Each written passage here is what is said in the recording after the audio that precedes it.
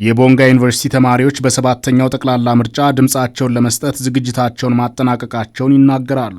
ተማሪዎቹ በምርጫው አሸንፎ መንግስት የሚመርጠው አካል ከትምህርት ጥራትና ከስራ ዕድል ፈጠራ አንጻር በከፍተኛ ትኩረት ሊሰሩ እንደሚገባም አንስተዋል። እኔ ራሱ የምመርጠው መንግስት ወደፊት ከግቢ ተመርቄ ስወጣ የስራ ዕድል ሊሰጠኝ የሚችል አይነት መንግስት ነው የምፈልገው ማለት ነው። እኔ የምመርጠው ያው ለነገ ለሀገራችን የተሻለ ነገር ይደረጋል፣ የራስን አስተዋጽኦ አደርጋለሁ፣ ሰላም ይሰርፋል እና አልፎ ተርፎ ለኢኮኖሚ ለሚመጣው ትውልድ አሪፍ ነገር ይከተላል ብዬ የራስን ድምጽ እሰጣለሁ። ለመጀመሪያ ጊዜ ነው ምርጫ መርጠው እና ከዛ አንፃር ከብዙ አንግሎች እናያለን እና ያሉትንም የምርጫ ቅስቀሳዎች እያየን ነው ያስተዋለን ነው ሚዲያ ላይ ከዛ አንግል በምን አይነት መንገድ የትኛውን ብመርጥ እኔ ካለውበት የትምህርት ካሪኩለምም አንፃር ወደፊት ደግሞ ትምህርቴን ጨርሼ ወደ ስራ ሴክተር ስገባ የትኛው ይጠቅመኛል የሚለውን አገናዝቤ እንደኔ እንድመርጥ አድርጎኛል ያለው የቅስቀሳ ሁኔታ ማለት ነው። ዜጋዎች ለመምረጥ የሚሰጡት እያንዳንዱ ድምጽ ከፍተኛ ዋጋና ሀገርን የመቀየር አቅም እንዳለው መረዳታቸውን ነግረውናል። ያን ሰው ድምጽ በጣም ብዙ ዋጋ አለው። ብልጫ እንኳን የሚኖረው የሆነ ሰው ድምጽ ሲበልጥ ነው ማለቴ የሆነ የመበላለጥ ነገር ሲኖር ነው።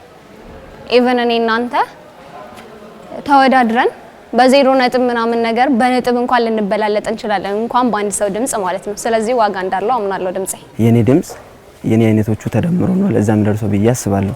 ስለዚህ ለዛ ምርጫ የኔ ድምጽ ዋጋ አለው ብዬ አስባለሁ። መንግስት ማለት ህዝብ ነው።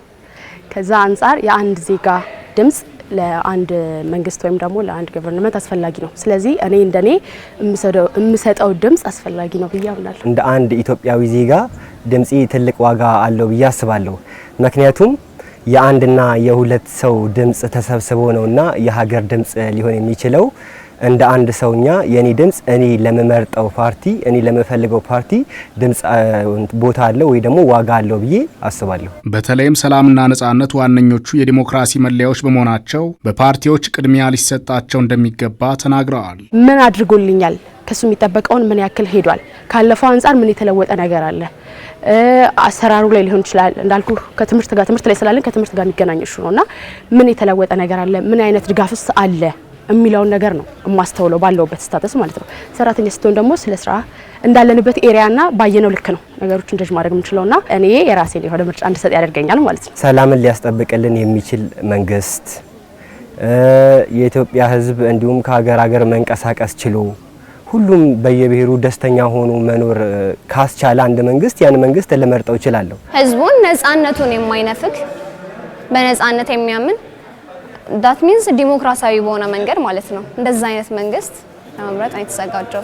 የከፍተኛ ትምህርት ተቋማት ተማሪዎች በምርጫ ሂደት ውስጥ የሚያሳዩት ይህ አይነቱ ንቁ ተሳትፎ ለሀገሪቱ የዲሞክራሲ ግንባታ ከፍተኛ አስተዋጽኦ ይኖረዋል።